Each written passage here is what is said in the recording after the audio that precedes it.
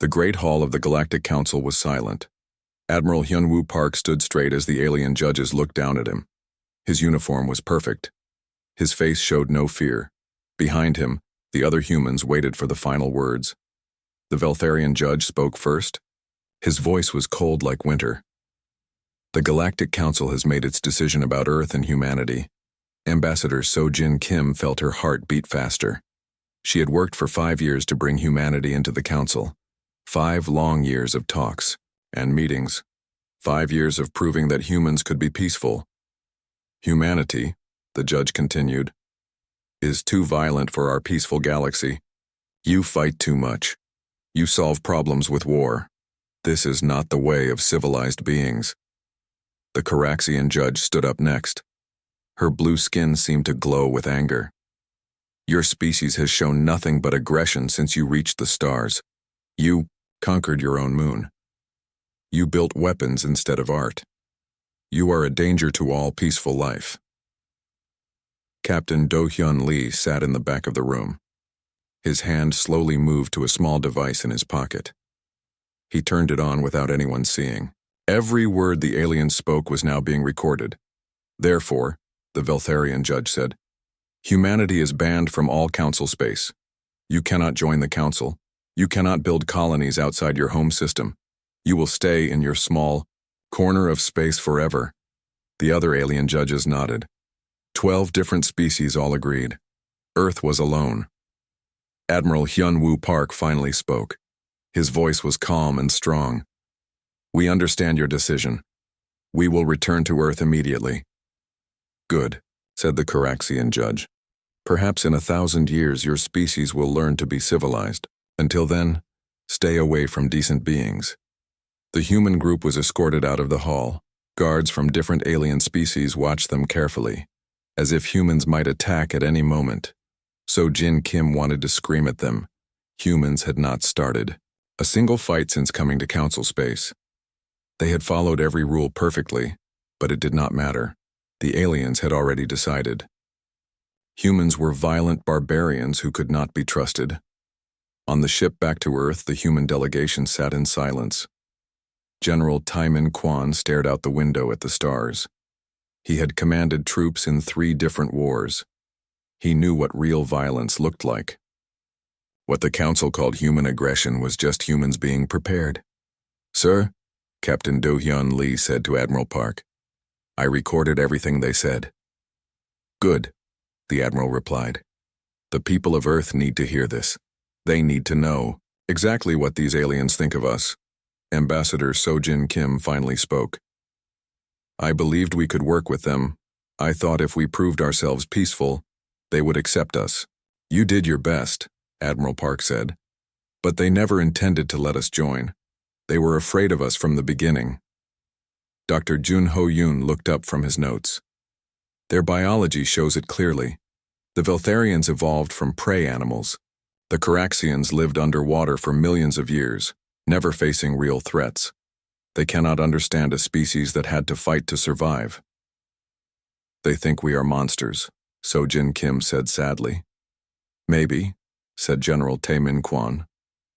But monsters win wars. The ship reached Earth 3 days later. President Mi Young Choi was waiting at the spaceport. She could see the results on their faces before anyone spoke.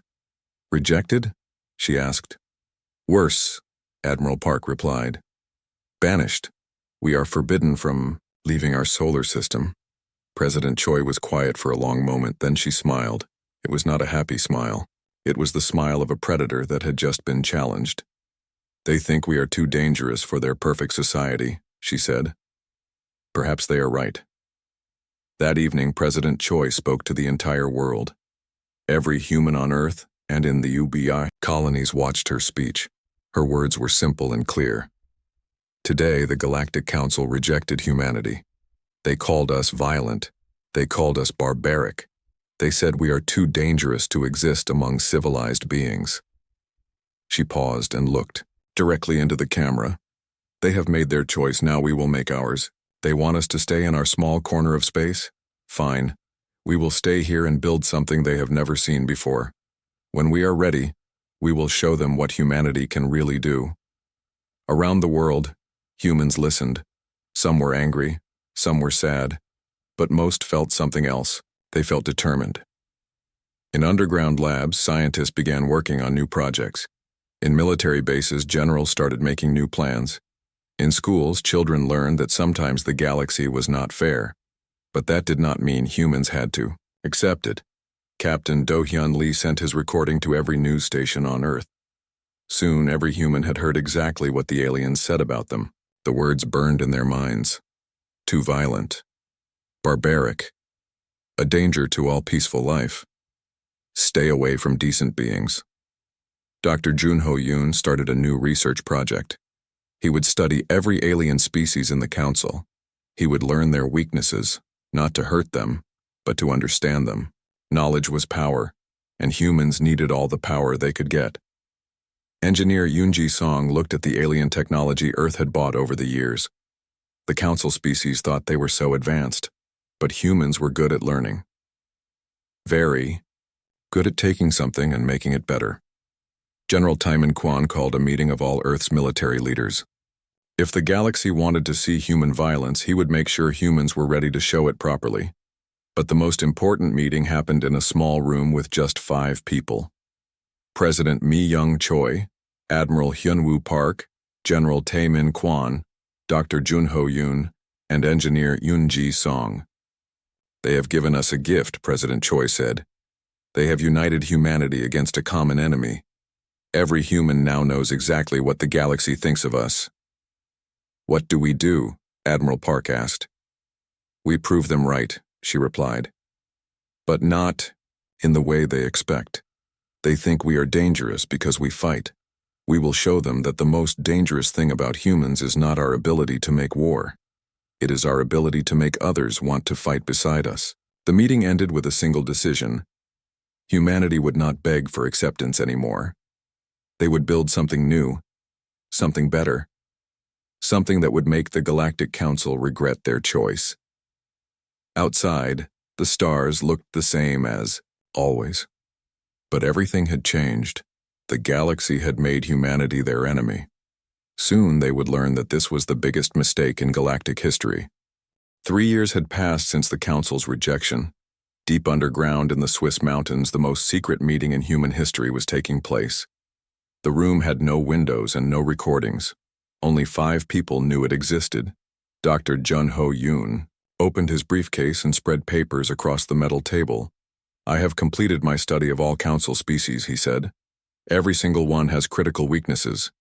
President Mi Young Choi leaned forward. Tell us. The Veltharians evolved from prey animals, Dr. Yoon explained. They panic easily when surrounded. Their bodies produce a chemical that makes them freeze when scared. A simple sonic frequency can trigger this response. General Taimin Kwan smiled. Useful. The Caraxians are worse, Dr. Yoon continued. They lived underwater for millions of years. Their eyes cannot handle bright light. A standard human flashlight can blind them completely.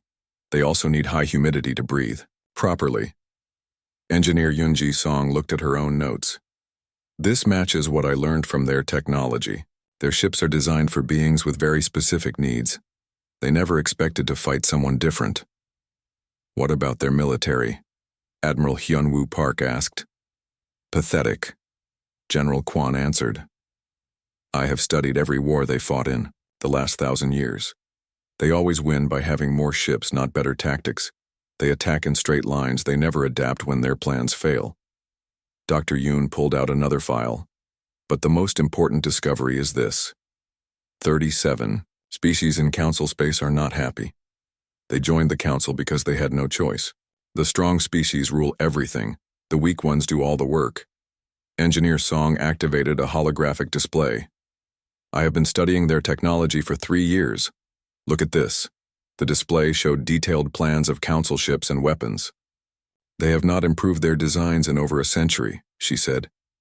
They are so comfortable being in charge that they stopped innovating. Meanwhile, human technology has advanced rapidly. How rapidly? President Choi asked. Song smiled. We can now build ships twice as fast as theirs. Our weapons can punch through their shields like paper, and I have developed something special. She changed the display to show a new type of engine. Quantum tunneling drive. We can move through space in ways they cannot detect or follow. Their sensors will not even know we exist until we want them to. Admiral Park studied the engine design. How soon can we build ships with this? 6 months for the first prototype, Song replied. 1 year for a full fleet. General Quan opened his own briefcase. While you were building better technology, I was building better soldiers. We now have 3,000 Special Forces troops, trained specifically for fighting aliens. Each one knows the biology and psychology of every Council species. More importantly, he continued, I have developed new tactics based on human advantages. We are faster, stronger, and more adaptable than any Council species. We can fight in environments that would kill them. President Choi stood up and walked to a map of the galaxy. All of this is excellent, but technology and military power are not enough. We need allies. Dr. Yoon nodded. That is where Director Hyejin Lim comes in. As if summoned by her name, the door opened. Director Lim entered with a small smile on her face. She was the head of Earth's intelligence service, and she had been very busy. Good evening, she said. I have some interesting news to share. She sat down and activated her own display. It showed star maps with dozens of red dots. Each red dot represents a human agent living among the Council species. They have been there for 2 years. Admiral Park was shocked. How is that possible? Genetic modification, Dr. Yoon explained. We can change human appearance to match any alien species. Not perfectly, but well enough to pass basic inspection. These agents have been gathering intelligence on Council military positions, political problems, and resource shortages, Director Lim continued. More importantly, they have been making friends. The younger generation of many species is tired of Council rule. They want change. They want freedom to choose their own path. Give me an example, President Choi said. The Zilani, Lim replied. They are a reptilian species enslaved by the Council 300 years ago. They do all the dangerous mining work while the Council species enjoy the profits. Our agents report that 60% of young Zilani support rebellion. What about the Nexari? General Quan asked. Even better. Lim smiled. They are natural engineers, but the Council forces them to use only approved technology. They are desperate to innovate. Our agents have shown them some basic human designs. They are very interested in working together. Engineer Song was excited.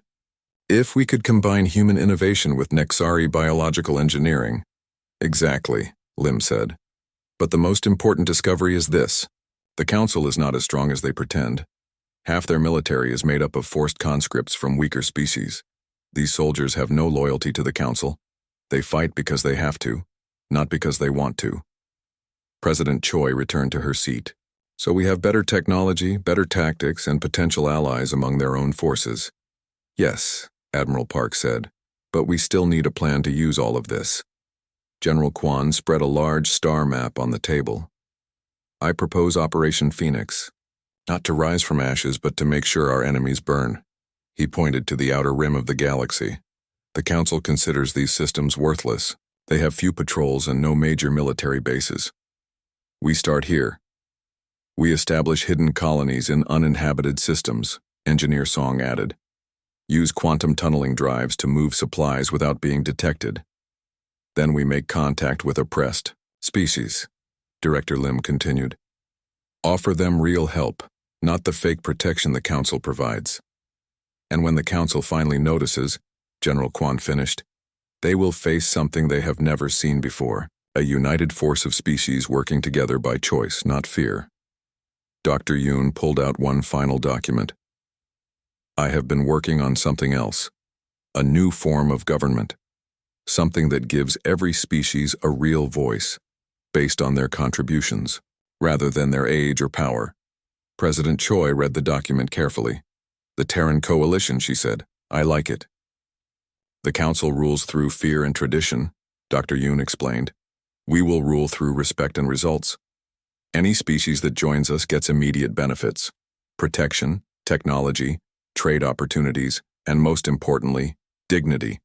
Admiral Park looked around the room. Are we really going to challenge the most powerful organization in the galaxy? We already are, President Choi replied. The question is whether we will win. General Kwan gathered his maps. The council made one critical error.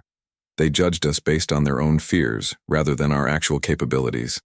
They see our willingness to fight as primitive violence.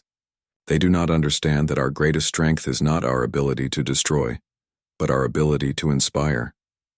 Humans have always been best when we have something to fight for, Engineer Song said. Now every human in the galaxy knows exactly what we are fighting for. Director Lim stood to leave. My agents are already in position. They are waiting for orders to begin recruitment. Then let us begin, President Choi said. The council wanted us to stay in our corner of space. We will. Until we are ready to claim the entire galaxy. As the meeting ended, each person left with specific tasks. Dr. Yoon would continue studying alien biology. Engineer Song would build the new fleet. General Kwan would train more soldiers. Director Lim would expand the spy network. And President Choi would do the hardest job of all. She would convince humanity that they could win a war against impossible odds. But looking at the determination in her colleagues' eyes, she knew that would not be difficult. The galaxy had created its own, worst enemy. Soon they would understand the price of underestimating humanity. Captain Narration looked out at the new world through her ship's main window. Kepler 442b was beautiful. Green oceans, white clouds, and 2 small moons hung in a purple sky. More importantly, it was 300 light-years from the nearest. Council patrol. Landing zone confirmed, her pilot Young-Soo Kim reported. No signs of intelligent life. Atmosphere is perfect for humans. Begin colony deployment, Nari ordered. Welcome to New Seoul, everyone. Behind her, 5,000 colonists prepared to make history. They were the first humans to establish a permanent settlement outside Earth's solar system. The Council had forbidden it, but the Council was not here to stop them. Young-Soo Kim had made the journey possible. His quantum tunneling drive could move ships through space without leaving any trace. Council sensors could not detect them. Council patrols could not follow them. To the aliens, this ship simply did not exist. Captain, Communications Officer, Dong Juno called out. We are receiving a message from Earth. Operation Phoenix is moving to the next phase. Nari smiled. While her colony ship had been traveling to Kepler 442b, other ships had been moving to different systems. In the past 6 months, humans had established 12 hidden colonies on the galaxy's outer rim. The Council still believed humanity was trapped in their home system. The first colonists were already on the planet's surface, setting up shelters and communication equipment. These were not ordinary settlers. Every person on this ship had been carefully chosen. Scientists, engineers, doctors, and soldiers. People who could build a civilization from nothing. Priority message from Director Lim, Dongjun reported. Intelligence indicates the Zalani homeworld is only 50 light-years from here. Nari felt her heart beat faster. The Zalani were the reptilian species enslaved by the Council. According to human intelligence reports, they had been forced to mine dangerous materials for 3 centuries. Their people were dying while the Council species lived in luxury. Set course for the Zalani system, she ordered. It is time to make some new friends. The journey took 2 days using the quantum drive. When they arrived, Young-Soo Kim kept the ship hidden behind the system's largest moon. Advanced sensors showed the planet below was heavily industrialized with massive mining operations covering entire continents. I am detecting Council patrol ships, Dongjun reported. 4 vessels in orbit. Looks like they are monitoring the planet, not protecting it. Nari studied the sensor readings. The Council ships were old and poorly maintained.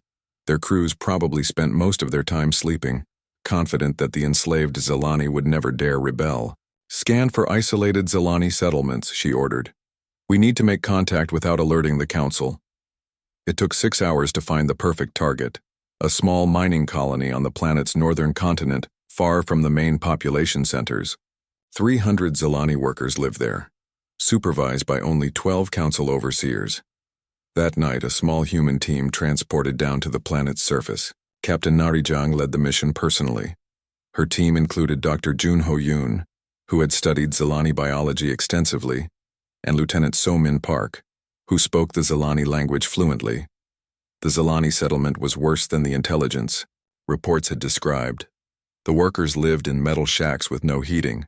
Their food was basic nutrition paste that barely kept them alive. Many showed signs of radiation poisoning from working in dangerous mines without proper protection. "This is not slavery," Dr. Yoon whispered as they observed the camp. "This is slow genocide." The humans waited until the council overseers were asleep, then approached the Zilani carefully. The reptilian workers were scared at first, thinking the strange bipeds might be new council enforcers, but Lieutenant Park spoke to them in their own language, explaining that humans were enemies of the council. The Zilani elder, whose name was Sikathara, listened carefully to the human offer. "You say you can help us fight the council? Why would you do this?" "Because the council is our enemy too," Nari replied through the translator. "They rejected us and called us barbarians. But we know the real barbarians are the ones who enslave peaceful people." Skathara's eyes widened. "You were rejected by the council, but you have advanced ships and weapons." "That is exactly why they rejected us," Dr. Yoon explained. "They are afraid of anyone who might challenge their power." The humans showed the Zilani some basic technology: personal shields that could protect miners from radiation, weapons that could disable council guards without killing them, communication devices that could coordinate resistance activities across the planet. "We ask for nothing in return," Nari said, "except friendship. If you choose to fight for your freedom, we will help. If you choose to remain slaves, we will respect that decision and leave." Escathara looked at his people. For 300 years they had dreamed of freedom. Now strangers from across the galaxy were offering to help make those dreams real. "What do you need from us?" he asked. "Information," Lieutenant Park replied. "Council patrol schedules, military positions, political structure. We need to understand our enemy before we can defeat them." The Zilani elder smiled for the first time in decades. "We have been watching our oppressors for 3 centuries. We know everything about them." Over the next 3 days, the humans learned more about Council military operations than their spies had discovered in 2 years. The Zilani had observed and remembered every detail about their captors. Guard rotations, weapon locations, communication codes, even personal habits of individual officers. More importantly, they learned that the Zilani rebellion was already beginning.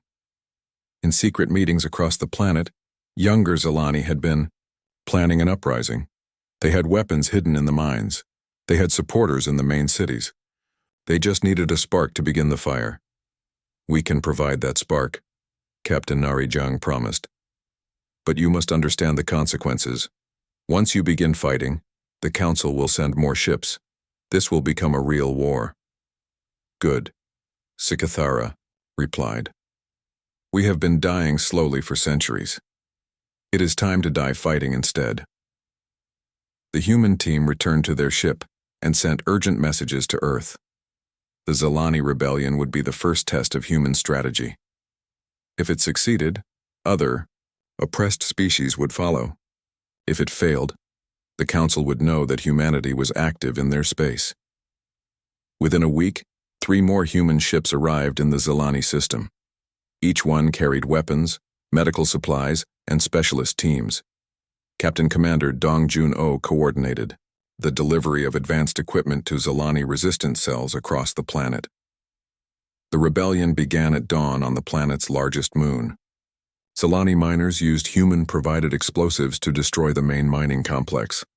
The Council overseers never had a chance to call for help. Within hours, the uprising had spread to 12 different locations. Zilani fighters, equipped with human weapons and training, captured every major mining facility on the planet. The few Council guards who survived were given a choice: leave immediately or face the consequences. Most chose to leave. The Council patrol ships in orbit were confused and helpless. Their sensors could not locate the source of the advanced weapons the Zilani were using. They sent distress calls to Council headquarters, but their messages were being intercepted and scrambled by human technology. When Council reinforcements finally arrived 3 days later, they found an empty planet. The Zilani had used human transportation technology to evacuate their entire population to hidden locations. The mines were destroyed. The infrastructure was ruined. The planet was worthless to the Council now, but for the humans, it was priceless. The Zilani had become the first species to officially join the Terran coalition. They brought with them detailed knowledge of Council military procedures, mining technology, and most importantly, the locations of other enslaved species. Phase 1 is complete, Captain Narration reported to Earth. The Zilani are free and we have our first allies, but this is just the beginning. Admiral Hyunwoo Park received the report with satisfaction. The Council still did not know that humans were responsible for the Zilani rebellion. They thought it was a spontaneous uprising using stolen weapons. They had no idea that a carefully planned campaign was just getting started. In underground facilities across Earth, more ships were being built. More soldiers were being trained. More agents were being sent to Council space. The galaxy thought humanity was contained in their home system, but the truth was spreading like a virus through Council territory. Engineer Yoon Ji-song had perfected mass production of quantum drive ships. Dr. Junho Yoon had completed biological weapons designed for each Council species. General Tai-min Kwan had trained special forces teams for 20 different alien environments. But most importantly, Director Hye-jin Lim's spy network had identified 43 oppressed species that were ready to join a rebellion. The Council had created their own enemies through centuries of oppression. Humans were simply giving those enemies the tools they needed to fight back. The Zilani rebellion was reported in Council news as a minor incident, a primitive species using stolen technology to cause temporary disruption. Nothing to worry about. The Council's arrogance would be their downfall, because while they dismissed the Zilani uprising as unimportant, 12 more species were already planning their own revolutions. And humanity was ready to help every single one of them. High Counselor Vexithera of the Veltharians was not sleeping well. For the past 6 months, disturbing reports had been flooding into Council headquarters. Ships were disappearing. Colonies were going silent. Entire sectors on the galaxy's outer rim had stopped responding to communication attempts. "Show me the latest incident report," he ordered his aide. The holographic display showed the wreckage of a Council patrol vessel. The ship was found drifting near the Altari system, the aide explained. All crew members were alive but unconscious. They claimed they were attacked by unknown forces using advanced technology. Vexithara studied the wreckage patterns. The damage was too precise, too calculated. This was not random piracy. Someone was deliberately targeting Council ships. "What did the crew remember?" he asked. "Very little," the aide replied. They reported seeing ships that appeared and disappeared without warning.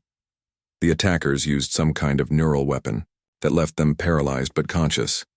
When they woke up, their ship was disabled and their attackers were gone. High Counselor Zektharos of the Caraxians entered the chamber. Her blue skin was darker than usual, a sign of stress among her species. "We have lost contact with 3 more systems in the Outer Rim," she announced. "The Nexari colonies in Sector 7 have gone completely dark." "How many ships have we lost this month?" Vexithara asked. 17 destroyed, 23 disabled, and 8 missing completely," Zektharos replied. "But here is the strange part. Every time we find survivors, they report being treated well by their attackers. Medical care, food, even offers of citizenship in something called the Terran Coalition." Vexithara felt a chill run through his body. "Terran? That is the name humans use for their planet." "Impossible," Zekatharos said. "Humans are confined to their home system. We have monitoring stations around their space. Nothing has left their territory." But Vexthara was beginning to suspect the impossible might be true. He activated the chamber's main display and called up intelligence reports from the past 5 years. "Look at this pattern," he said. "The attacks began exactly 6 months after we banished humanity from Council space.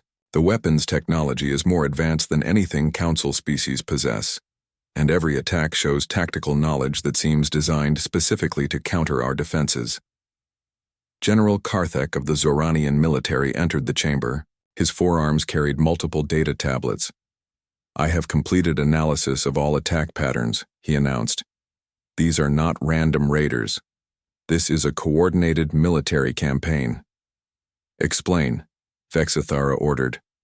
The attackers always know exactly where our ships will be, Karthek said. They target supply convoys, patrol vessels, and communication relays, but they never attack civilian ships or major population centers. This suggests intelligence gathering and strategic planning. More importantly, he continued, the attacks are increasing in frequency and sophistication. 6 months ago, they could only disable single ships. Now they are taking on entire patrol squadrons and winning easily. Zektharos activated her own display. I have been reviewing species reports from across Council space. 7 different species have experienced internal rebellions in the past 4 months. Each rebellion used advanced weapons that appeared from nowhere. The Zelani uprising was just the beginning, she explained. The Nexari colonies declared independence last month. The Althari mining worlds have stopped sending tribute. Even some Zoranian settlements are reporting technical difficulties with their communication systems. Vexithara realized the scope of the problem. Someone is arming our subject species and coordinating their resistance. Not someone, General Karthek said grimly. Humans. Deep in space, aboard the human command ship New Terra, Admiral Kyung-Soo Lee reviewed the latest mission reports with satisfaction. His fleet had grown from 12 ships to over 200 in just 6 months. More importantly, his alliance with alien species was expanding rapidly. A report from the Nexari colonies, Intelligence Officer Minji Park announced. They have officially joined the Terran Coalition. They are contributing their biological engineering expertise to our weapons development program. Excellent, Admiral, Lee replied. What about the Althari? Still negotiating, Captain Ji-Un Yoon reported. They want guarantees about maintaining their cultural independence. Give them whatever they want, the Admiral said. We need their shield technology. The human strategy was working perfectly. Instead of conquering alien species, they were liberating them from Council oppression. Instead of demanding tribute, they were offering partnership and respect. Species that had been enemies of the Council for centuries were eagerly joining the human cause.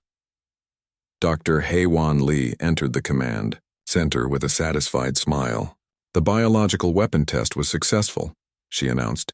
The Caraxian Third Fleet is completely incapacitated. Casualties?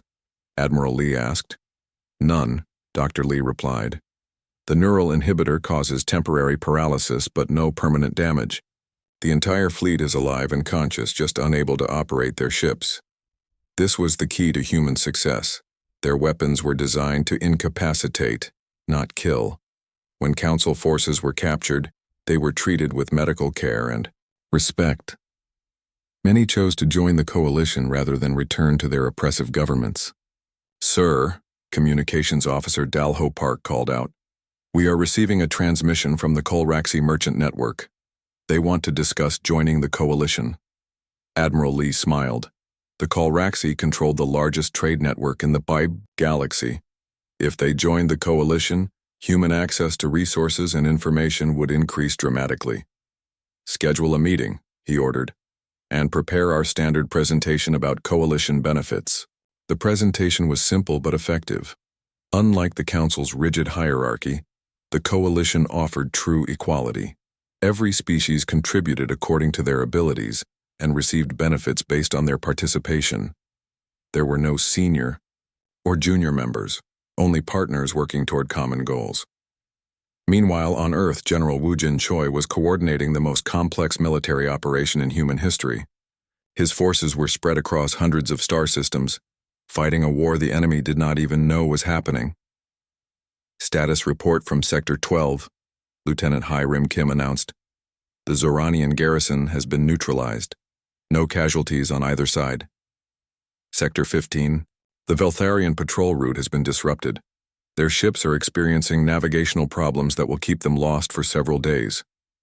General Choi looked at the tactical display. Red dots showed Council positions. Blue dots showed coalition forces. 6 months ago, the galaxy had been entirely red. Now nearly a quarter of all systems showed blue or neutral status.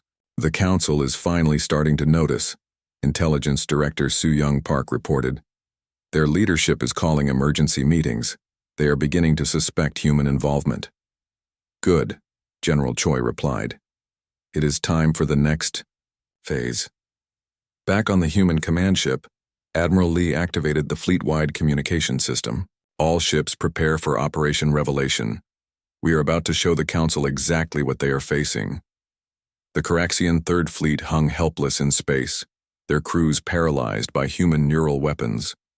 For 3 days, they had been unable to move or communicate. They could only watch as strange ships moved around them with impossible grace and speed. Then Captain Ji Eun-yoon's ship decloaked directly in front of the Caraxian flagship. Her image appeared on every screen in the fleet. "I am Captain Ji Eun-yoon of the Terran Coalition Navy," she announced. "You have been defeated, but not destroyed.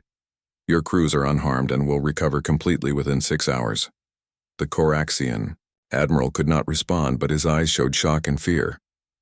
"Your High Council believes humans are confined to their home system," Captain Yoon continued. "They are wrong. For the past 6 months, Coalition forces have been active throughout Council space. We have liberated 17 oppressed species. We have established colonies in 43 systems.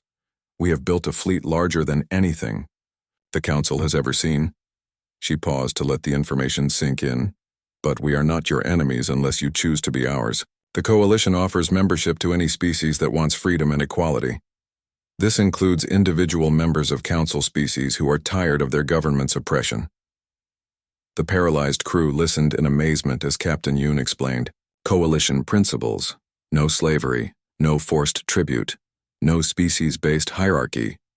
Every member had a voice in Coalition decisions.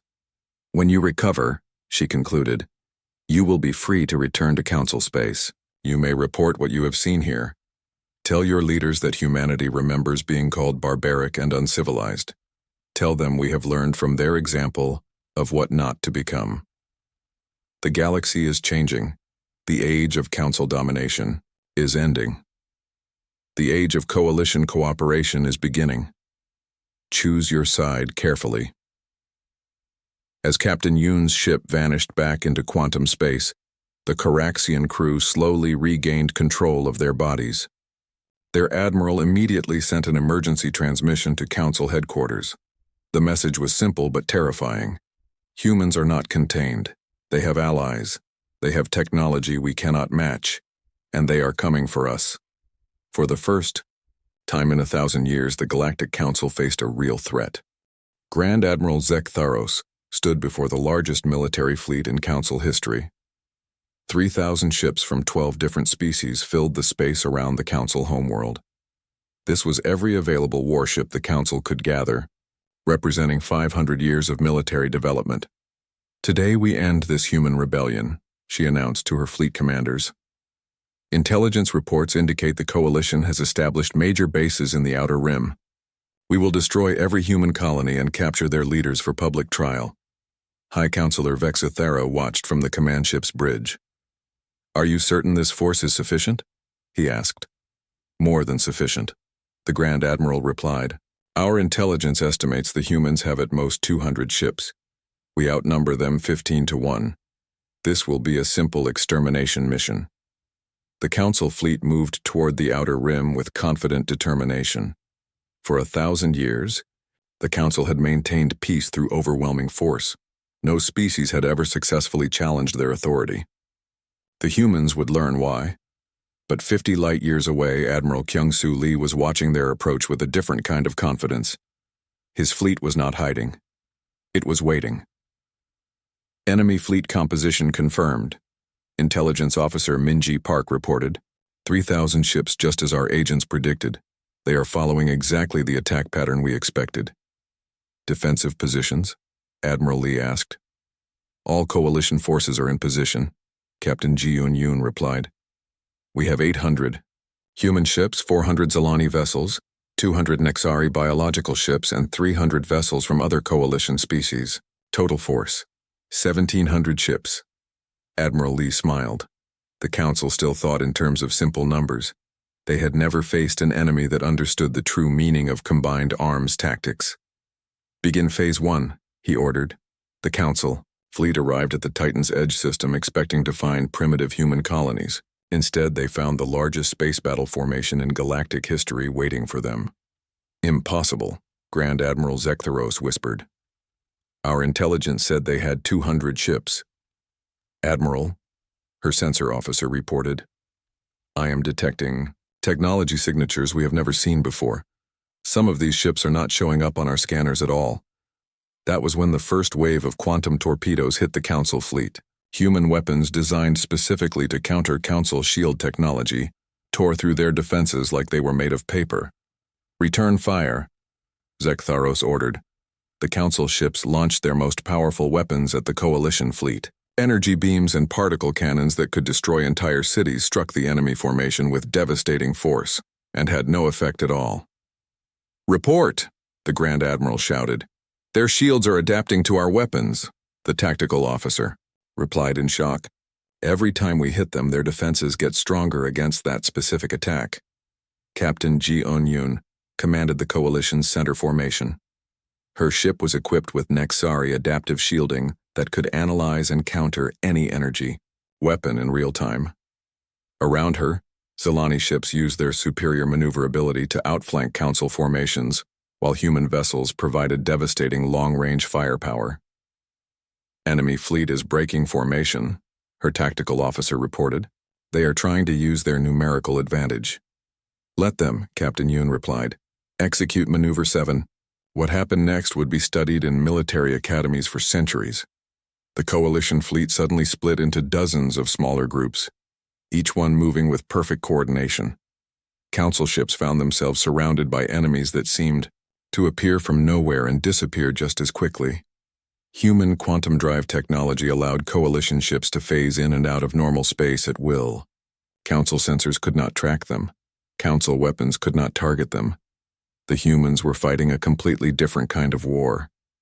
Grand Admiral Zektharos watched her fleet being systematically destroyed. Ships that had never lost a battle were being disabled or captured with frightening efficiency.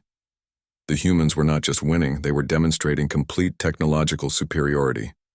"Signal retreat," she ordered. "Admiral," her communications officer reported. "The humans are transmitting on all frequencies." Admiral Kyung-Soo Lee's image appeared on every screen in the Council fleet. "Grand Admiral Zektharos, I offer you the chance to surrender. Your ships are outmatched.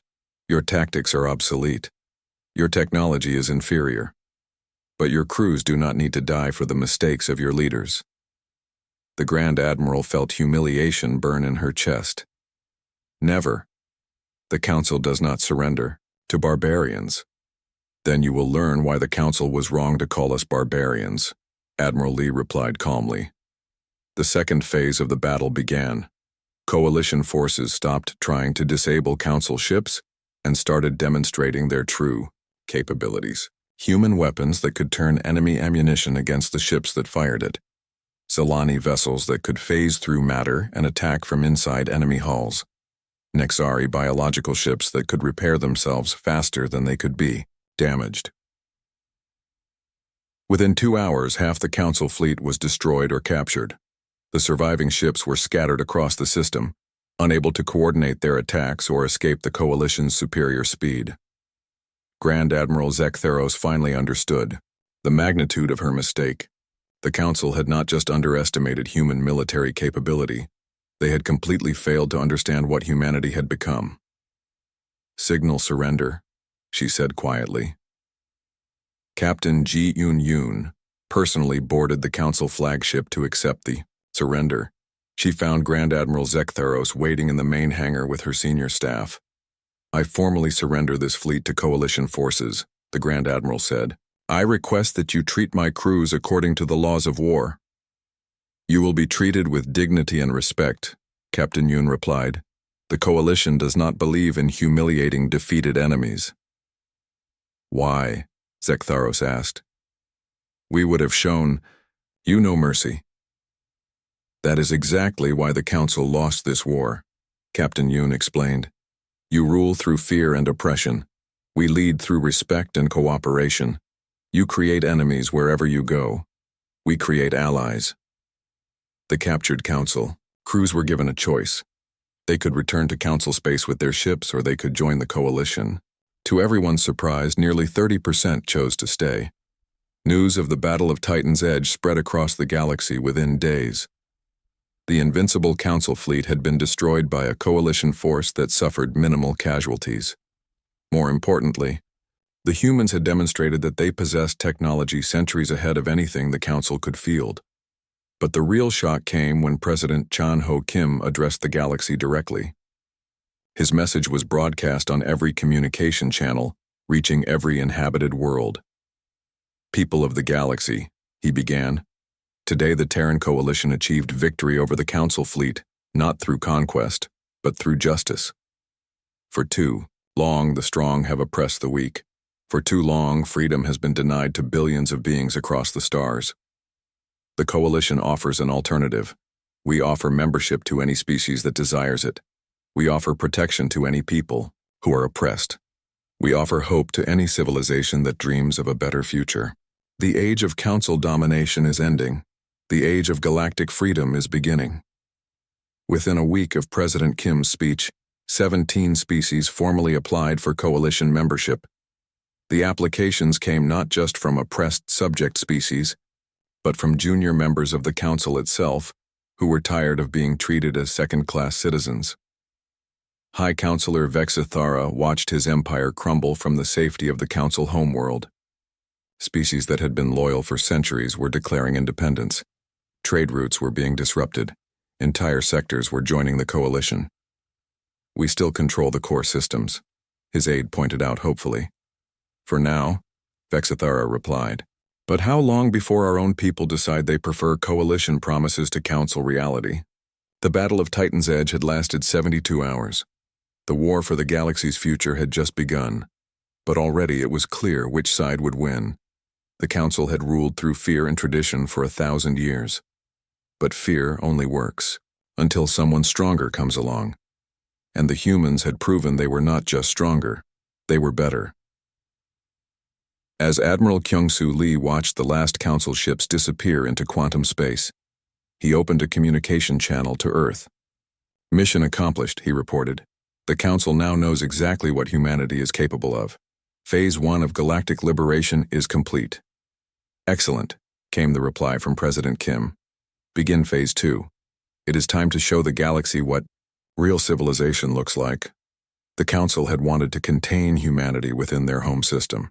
Instead, they had given humanity the motivation to build something better than anything the galaxy had ever seen. Soon, the entire galaxy would understand why underestimating humanity was the greatest mistake in galactic history.